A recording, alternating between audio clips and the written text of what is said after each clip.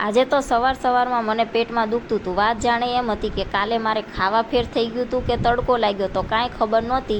તો આજે તો સવારમાં હું જાગી ત્યાં જ મને ઝાડા અને ઉલટી થઈ ગયું હતું। તો મારે બીજું કાંઈ ખાવું નહોતું એટલે જયદીપ મારી માટે નાળિયેર પાણી લેવા ગયા હતા અને યતરાજને વેફર ખાવી હતી તો યતરાજ માટે વેફર લાવ્યા અને મારી માટે નાળિયેર પાણી લાવ્યા।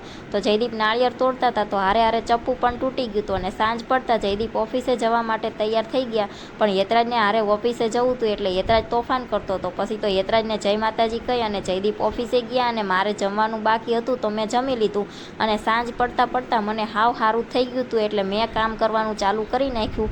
કચરો વાળી અને વાસણ ધોવા માટે મેં લઈ લીધા અને વાસણ ધોવાઈ ગયા એટલે મેં બધે પોતા મારી દીધા અને હું પોતા મારતી હતી ને વાસણ ધોતી હતી ત્યાં સુધી યતરાજ ફુવારો ચાલુ કરી અને ઠંડા પાણીએ નાહ્યો હતો એટલે એને ઠંડી ચડી ગઈ હતી।